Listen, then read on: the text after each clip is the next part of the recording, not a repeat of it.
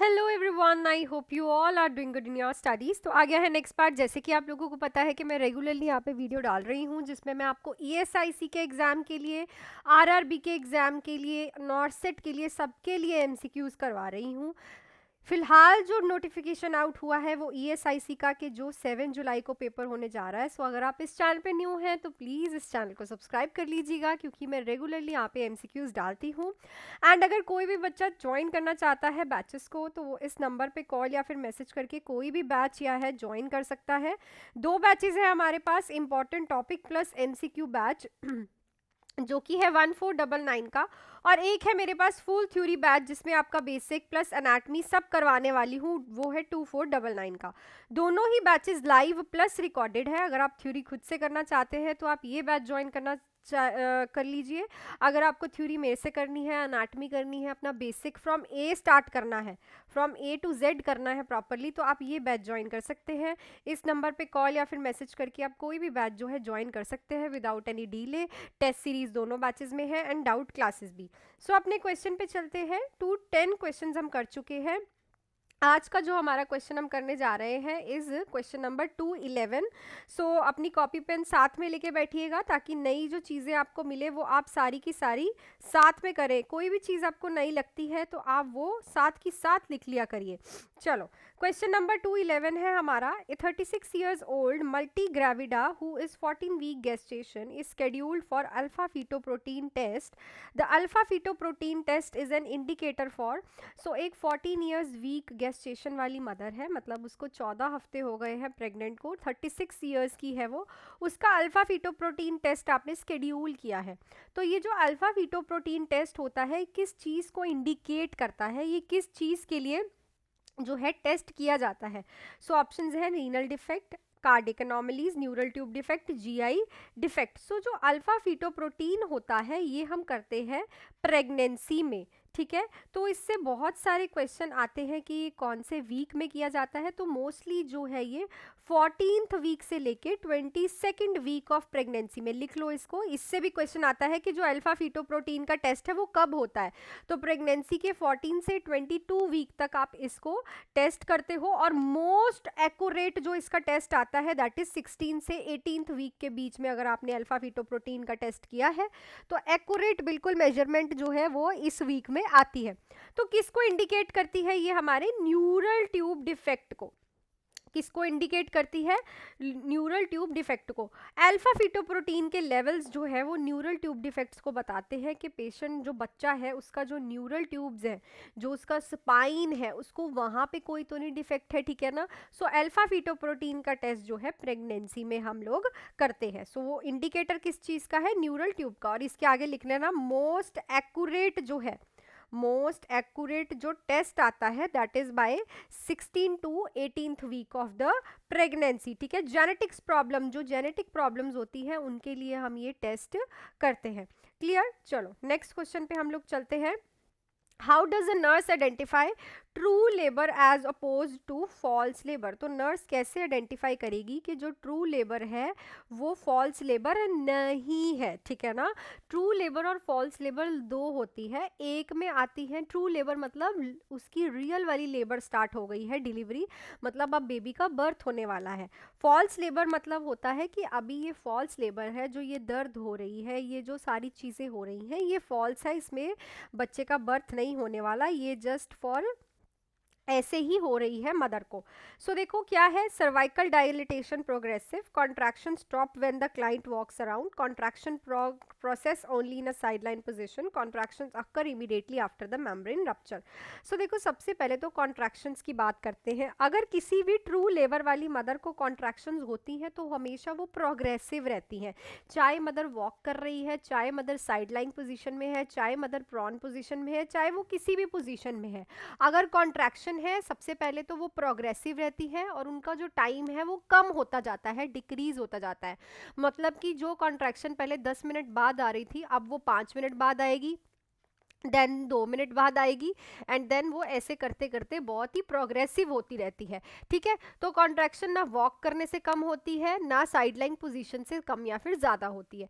और जो कॉन्ट्रैक्शंस हैं वो मेम्ब्रेन रप्चर होने के बाद इमीडिएटली स्टार्ट नहीं होती, उनसे पहले भी स्टार्ट हो जाती है। पर अगर सर्वाइकल डायलिटेशन, देखो अगर किसी की सर्वाइकल डायलिटेशन है जो वो हुई नहीं है पर कॉन्ट्रैक्शंस आ रही हैं, then it means a false labour. ठीक है ना, सर्वाइकल डायलिटेशन जो है अगर प्रोग्रेसिव है, प्रोग्रेसिव मतलब पहले 1 सेंटीमीटर ओपन हुआ सर्वाइकल, फिर 2 सेंटीमीटर हो गया, 4 सेंटीमीटर हो गया, सो अगर वो प्रोग्रेस में चल रहा है dilatation, then it is a true labour. So they दोनों में डिफरेंस यही होता है। क्लियर?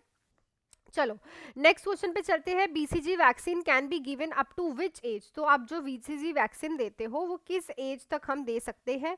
बीसीजी वैक्सीन कब लगती है? एट बर्थ लगती है। ठीक है ना, ये सारी चीजें आपको याद होनी चाहिए। फॉर किसके लिए लगती है? ट्यूबर क्लोसिस के लिए। ठीक है, अगर बाई चांस अब कोई बच्चा था उसको बीसीजी वैक्सीन नहीं लगी, वो बीमार हो गया या फिर उसको कोई ऐसी चीज होगी जिसकी वजह से आपने उसे हायर टर्शरी सेक्टर्स में भेज दिया। ठीक है ना, सो ऑप्शंस है हमारे पास 1 ईयर, 4 ईयर, 6 ईयर्स या फिर 10 ईयर। सो ऑब्वियसली हम 1 ईयर तक जो है बीसीजी की वैक्सीन दे सकते हैं। ठीक है, अगर किसी ने बर्थ पे बीसीजी की वैक्सीन अपने बच्चे को नहीं लगवाई है तो वो 1 ईयर तक वो वैक्सीन लगवा सकता है। और ये वैक्सीन है जिसका स्कार फॉर्म होता है, और ये स्कार आपको आपकी फोरआर्म पे अभी तक देखने को मिलेगा। नेक्स्ट पे चलते हैं। What is the term used for normal respiratory rhythm and depth in the client? तो इनमें से कौन सी टर्म जो है यूज होती है normal respiratory rhythm and depth in the client में? मतलब अगर किसी की नॉर्मल रेस्पिरेशन चल रही है तो उसके लिए हम क्या यूज करते हैं? उपनिया, एपनिया, ब्रेडिपिनिया या फिर टेकिपिनिया। टेकिपिनिया तो होता है इंक्रीज रेस्पिरेटरी रेट, ब्रेडिपिनिया होता है डिक्रीज रेस्पिरेटरी रेट, सो एपनिया होता है पॉज इन रेस्पिरेशन। ठीक है, जैसे कि ये है, अगर किसी की रेस्पिरेशन चल रही है नॉर्मली, देन एक पॉज आया, फिर सो ये this is also a problem in the respiratory rate. So apnoea को हम बोलते हैं नॉर्मल, यूपनिया का सॉरी बोलते हैं हम नॉर्मल रेस्पिरेशन, जिसमें रिदम एंड डेप्थ क्लाइंट की बिल्कुल नॉर्मल चल रही होती है। नेक्स्ट है which of the following are the cardinal signs of pre eclampsia except? Except वाला क्वेश्चन है कि इनमें से cardinal signs of pre eclampsia कौन से हैं? कार्डिनल साइंस होते हैं जो कि दिखते हैं हमें, और मेन साइंस है प्री एक्लैम्पशिया के। सो जो मेन साइंस होते हैं प्री एक्लैम्पशिया के वो हमें पता करने हैं। प्री एक्लैम्पशिया क्या देखने को मिलता है हमें प्रेग्नेंट वुमेन में? जब भी किसी प्रेग्नेंट वुमन को प्रेग्नेंट इंड्यूस्ड हाइपरटेंशन हो जाती है, जिसको हम बोलते हैं PIH, प्रेगनेंसी इंड्यूस्ड हाइपरटेंशन होती है, अगर वो क्योर नहीं होती तो वो नेक्स्ट स्टेज में जाती है जिसको हम बोलते हैं प्री एक्लैम्पशिया। और जब प्री एक्लैम्पशिया भी क्योर नहीं होता तो मदर किस चीज में चले जाती है? एक्लैम्पशिया में। सो प्री एक्लैम्पशिया के मेन साइन जो है वो पूछे हैं proteinuria, increase blood pressure, oedema, weight loss. तो देखो इसमें क्या है कि अब जो है मदर का बीपी बहुत इंक्रीज रहता है और जो किडनी फंक्शंस है वो थोड़े कम हो जाते हैं। तो प्रोटीन तो बहुत ज़्यादा देखने को मिलता है यूरिन में, वेस्ट होता है प्रोटीन बहुत ज़्यादा, ब्लड प्रेशर बहुत इंक्रीज होता है, प्लस एडीमा होता है बिकॉज किडनी फिल्ट्रेशन प्रॉपरली नहीं होती, इसलिए वाटर रिटेन करता है। सो देखो अगर एडीमा हो रहा है तो वेट लॉस तो नहीं देखने को मिलेगा। क्या देखने को मिलेगा? ऑप्शंस में ही क्लियर हो गया था कि एडीमा एंड वेट लॉस एक साथ नहीं हो सकता। सो क्या देखने को मिलेगा हमें? Weight gain. सो ये इसके कार्डिनल साइंस होते हैं। वैसे तीनों ये भी याद रखना, अगर आपसे कभी कभी ऐसे भी पूछ सकता है, आपको 3 ऑप्शंस ऐसे 4 ऑप्शंस दे देगा 3-3 के, तो आपको क्या करना है? यही proteinuria, oedema and increase BP pressure जो है उसका, ब्लड प्रेशर जो है वो कार्डिनल साइंस है प्री एक्लैम्पशिया के। नेक्स्ट क्वेश्चन पे चलते हैं। ये टॉपिक बहुत इंपॉर्टेंट है तो आप ये टॉपिक अच्छे से करना और इसे थॉरोली रीड करना ताकि आपको क्लियर हो जाए।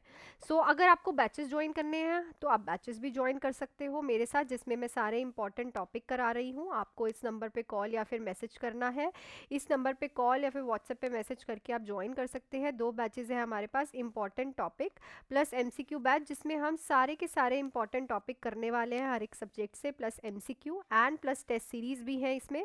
नेक्स्ट जो बैच है वो है हमारा फुल थ्योरी बैच, जिसमें हम करने वाले हैं एनाटमी भी, हर एक चीज़ की थ्योरी भी, हर एक टॉपिक इंपॉर्टेंट टॉपिक भी, प्लस MCQ भी, सब कुछ इस बैच में रहने वाला है। ये है 2499 का बैच, बहुत ही अच्छा बैच है। दोनों में से कोई भी बैच आप ज्वाइन कर सकते हैं। लाइव प्लस रिकॉर्डेड बैच है, लाइव भी रहेगा और आपको रिकॉर्डिंग्स भी मिलेंगी। टेस्ट सीरीज दोनों में ही है, डाउट क्लासेस दोनों में ही है।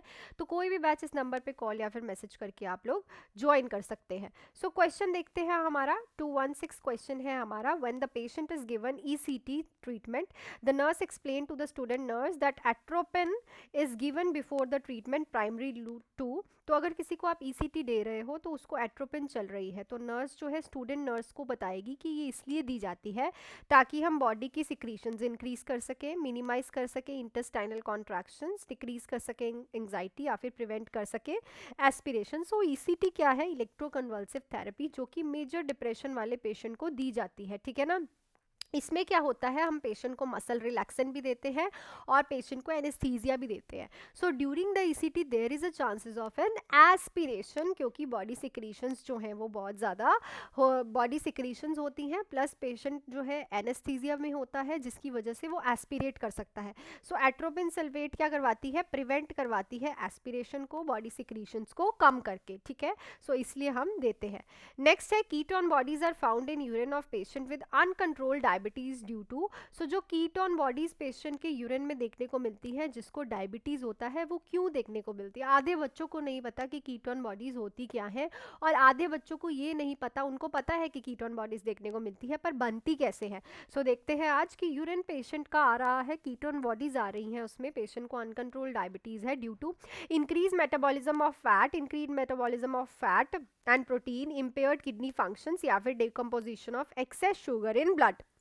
सो देखो क्या होता है कि जब भी पेशेंट की बॉडी में ग्लूकोज लेवल इंक्रीज होता है तो देयर इज अ चांसेस कि क्या होता है, अब मसल्स को क्या नहीं मिलता? एनर्जी नहीं मिलती, ग्लूकोज नहीं मिलता।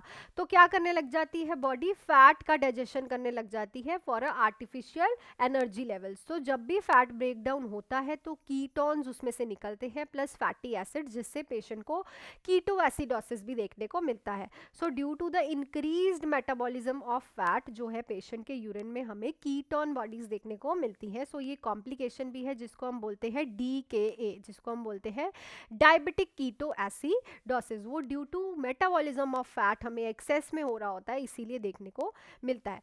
नेक्स्ट है which of the following is not a sign and symptom of obsessive compulsive disorder. तो इनमें से क्या चीज जो है वो साइन एंड सिम्टम नहीं है OCD के।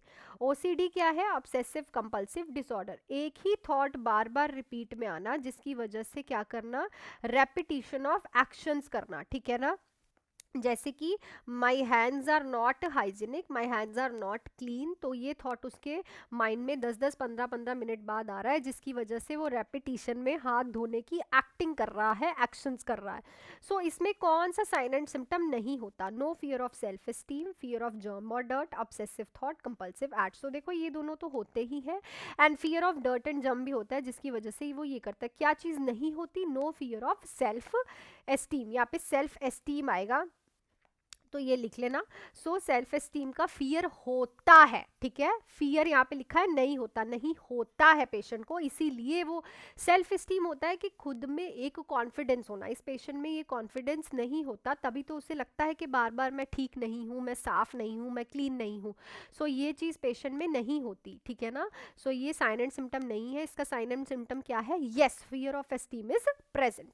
नेक्स्ट देखते हैं विच of the following condition can result in hairy patch on the back of the child. तो इनमें से कौन सी कंडीशन जो है रिजल्ट करती है hairy patch on the back of the child? जो उसकी बैक है उस पे हेयरी पैच बन जाना, वो कौन सी कंडीशन में हमें देखने को मिलता है? Epilepsy, hydrocephalus, spina bifida occulta, rickets. So spina bifida occulta ये एक न्यूरल ट्यूब डिफेक्ट है। एक होता है स्पाइना बाइफिडा ओकल्टा, एक होता है स्पाइना बाइफिडा सिस्टिका। जो सिस्टिका है उसमें स्पाइनल कॉर्ड जो है बाहर निकल के आती है, बट ओकल्टा में अंदर ही वो जो है फॉर्म नहीं होती, उसके ऊपर एक स्किन की कवरिंग होती है, उसके ऊपर हेयर्स आ जाते हैं, ठीक है। ये एक न्यूरल ट्यूब डिफेक्ट है और इसमें ये हमें देखने को मिलता है, और ये बहुत ही इंपॉर्टेंट क्वेश्चन है।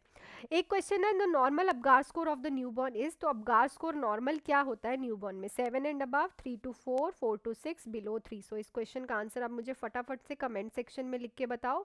अपगार स्कोर क्या है? जो कि हम न्यूबॉर्न में चेक करते हैं, जैसे ही एट बर्थ चेक करते हैं, एंड बर्थ के आफ्टर 5 मिनट्स आपको चेक करना होता है, ठीक है, अपगार स्कोर को। तो इसका नॉर्मल क्या स्कोर आता है न्यूबॉर्न में, ठीक है। सो जो मैंने कल आप लोगों से क्वेश्चन पूछा था उस पे चलते हैं। मैंने जो आपसे क्वेश्चन पूछा था ये था कि पुअरेस्ट प्रोग्नोसिस ऑफ कैंसर कौन सा है। तो जिन बच्चों ने पैनक्रियाटिक कैंसर लिखा है, मोस्टली बच्चों को ये पता है बिकॉज एक ही कैंसर है जो कि बहुत मुश्किल से ठीक होता है, दैट इज पैनक्रियाटिक कैंसर। उन बच्चों का ये जो क्वेश्चन है वो बिल्कुल राइट है। And that's it for this video को लाइक करिएगा प्लीज़, और लाइक कर दीजिए करिए, नहीं तो मेरे से वीडियो मोटिवेशन देके मेरे को मोटिवेशन मिलनी चाहिए, तभी मैं आपके लिए रोज़ वीडियो लेके आ सकूंगी।